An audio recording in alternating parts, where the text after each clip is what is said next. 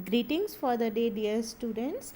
Today I am going to start a new topic, that is alkaloids, and in this lecture I'll tell you something about the introduction and general methods of structure determination of alkaloids.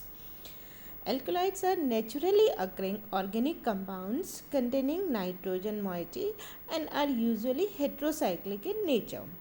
They are nitrogen based organic compounds with nitrogen enclosed in an heterocyclic ring. The alkyl amines are referred to as proalkaloids. Now we come to the characteristics of alkaloids. They are basic in nature due to the presence of nitrogen in their ring. They have complex structures and they are bitter in taste. They are mostly obtained from plant materials. They have high pharmacological and physiological activities. Examples of the alkaloids are largest class of secondary metabolites, greater than 6500 compounds are known. They contain nitrogen. Most compounds are basic, that is, they are alkaline in nature. They are often highly toxic in nature and sometimes they may be fatal. Found in certain higher plants, and little is known regarding why alkaloids are produced in plants. Their biosynthesis is from amino acids. Many of these substances have marked physiological effects, a fact discovered by many ancient people long before organic chemistry developed, like alkaloid quinine, a chief constituent of bark of cinchona, has been used as effective anti-malarial since 1639. Alkaloids are produced by a large variety of organisms including bacteria, fungi, plants and animals, and are part of group of natural products also called secondary metabolites. The boundary between alkaloids and other nitrogen containing natural compound is not very much clear.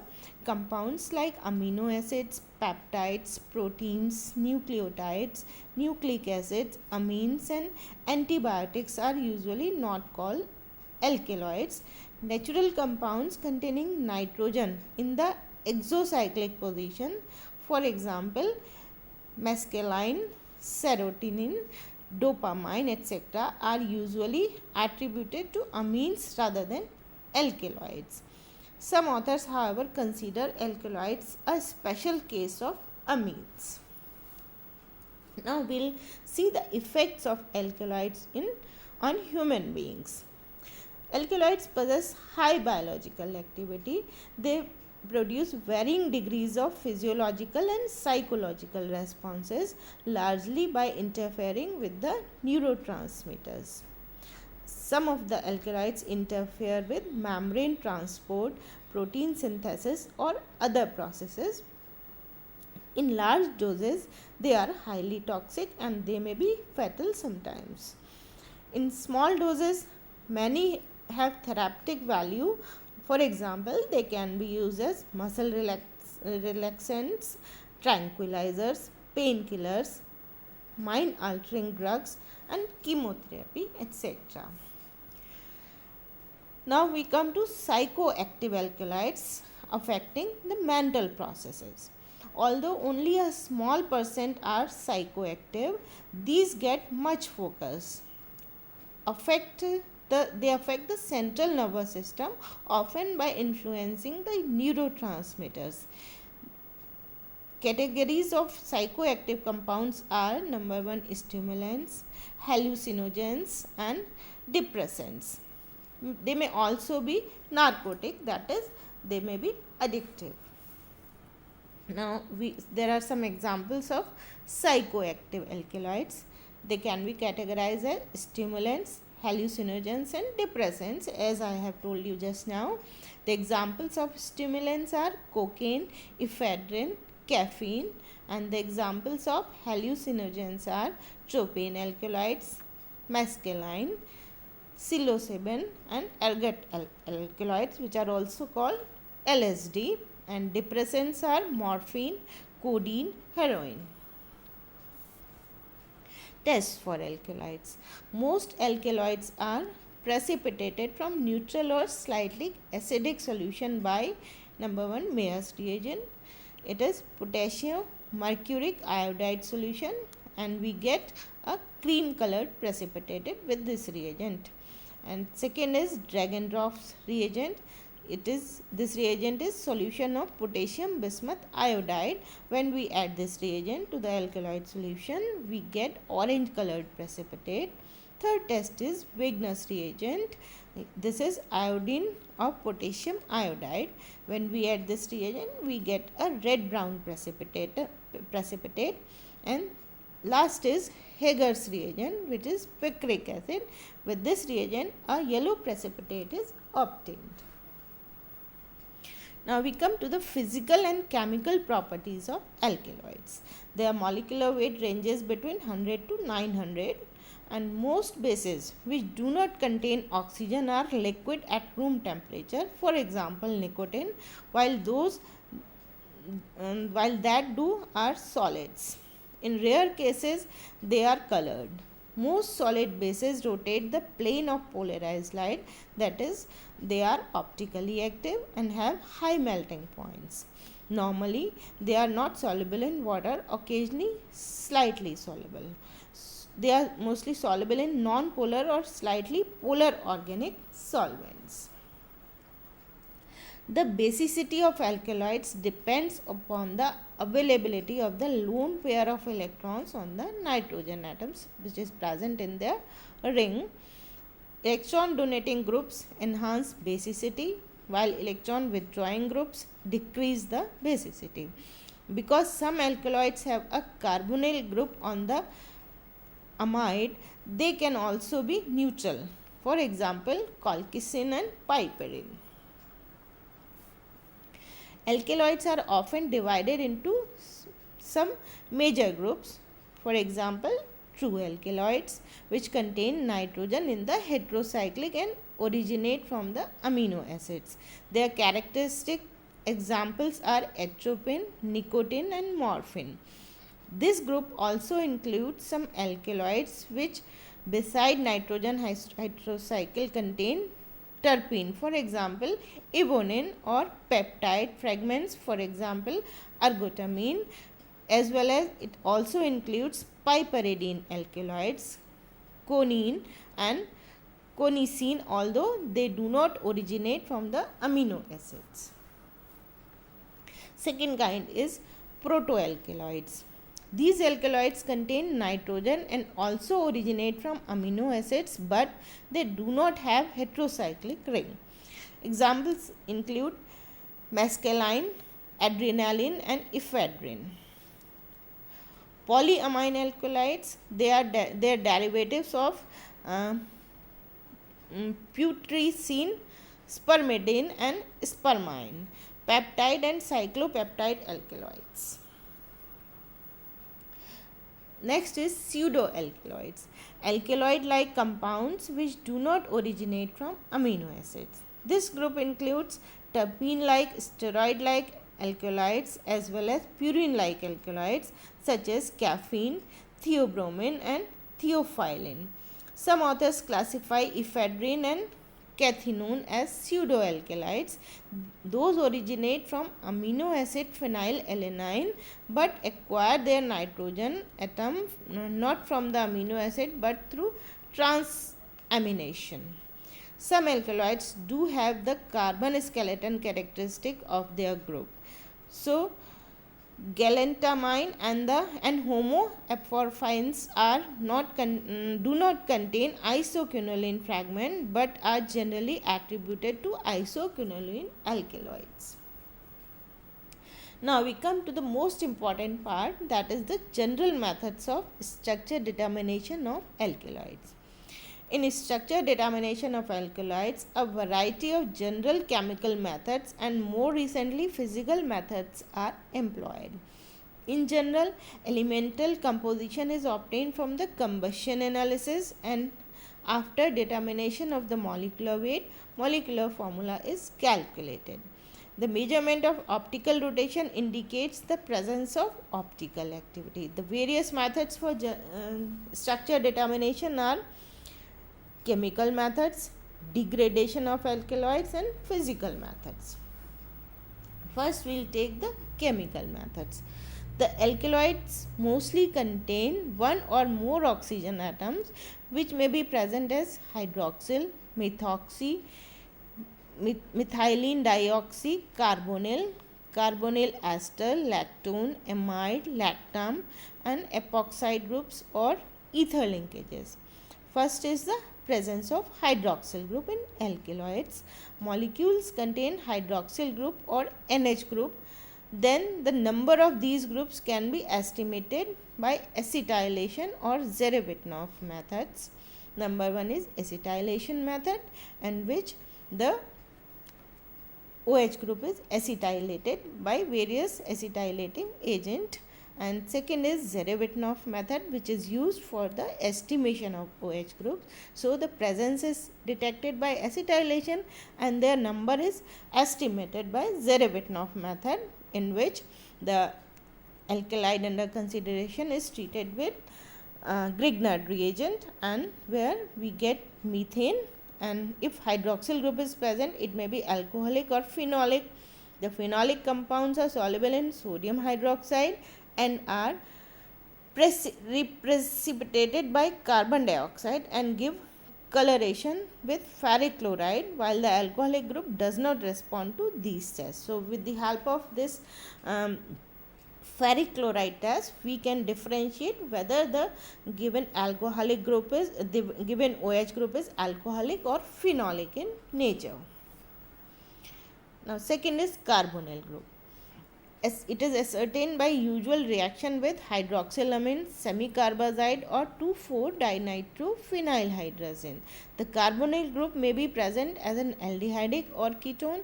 This is distinguished with the help of Tollens reagent and silver mirror. As we all know, aldehydes reduce the Tollens reagent and form silver mirror, whereas the ketones do not respond to this test. Third is carboxylic group. It is dissolved in bicarbonate or ammonia, and reprecipitation with carbon dioxide indicates the presence of carboxylic group. The formation of ester on treatment with alcohol in presence of dehydrating agent also confirms the presence of carboxylic group. Fourth is methoxy group. The use of Ziesel's method, which is similar to Herzig-Meyer method, is used to determine the presence of methoxyl group, where we can see in this reaction the methoxyl group containing alkaloid is treated with HI in presence of AgNO3, and where we get the alcohol and methyl iodide, and finally we get the precipitate of silver iodide. Methylene dioxy group. On heating with hydrochloric acid or sulfuric acid, they yield formaldehyde. Then it means the aldehyde contains methylene dioxy group. Amide group, lactam, ester and lactone groups can be detected and estimated through acid or alkaline hydrolysis. Epoxide and ether linkages can be cleaved by the addition of hydrogen bromide or hydroiodic acid. And next is tertiary methyl group. Tertiary methyl group is estimated by Kuhn-Roth oxidation. We have studied this test when we studied the general methods of structure determination of terpenoids also. Here we treat the alkaloid with potassium dichromate in presence of sulfuric acid, whereas the tertiary methyl group is converted to acetic acid, which is distilled off and titrated against standard base. And last is nature of nitrogen. The acetylation or benzoylation can distinguish tertiary amine from the secondary amine, the former being inert, whereas the latter gives acetate or benzoate derivatives. This distinction can also be done by treatment with nitrous acid or methyl iodide or oxidation with 30% hydrogen peroxide. Next is nature of nitrogen, the presence of N-methyl groups. is often detected by distillation of amine with soda lime or estimated by treatment with hydroiodic acid at 150 to 300 degrees centigrade and conversion of methyl iodide produced to silver iodide as mentioned in for estimation of the methoxy group. Secondary amines are distinguished by treatment with nitrous acid and also with methyl iodide where we get HI. The tertiary amines are also distinguished in the same way. By treatment with methyl iodide we get quaternary ammonium salts, and methyl group is distinguished by treatment with calcium by heating with CaO, and where we get methylamine. Now we come to the degradation of alkaloids. Some methods are used to find the structural fragments of alkaloid molecules, the most important ones being Hofmann exhaustive methylation and AMDE degradation. And apart from that, we can also use von Braun's method, hydrolysis, alkali fusion and dehydrogenation. We will study them one by one. Now, when we discuss the mainly used method of Hofmann exhaustive methylation and AMDE degradation. First we will take the Hofmann exhaustive methylation. It consists in opening of the heterocyclic ring with elimination of the nitrogen to give a carbon fraction. What in broad sense we can say this method consists in eliminating the nitrogen atom from the ring, that is the ring is cleaved and the nitrogen atom is eliminated and we get an open chain carbon compound. In this method the alkaloid is first hydrogenated if it is unsaturated and then converted to its quaternary methyl ammonium hydroxide, which on heating loses a molecule of water. The hydroxyl group is eliminated from the tetramethyl ammonium hydroxide and the hydrogen atom from the beta position with respect to the nitrogen atom, resulting in the ring opening at the nitrogen atom on the same side with which the beta hydrogen was eliminated.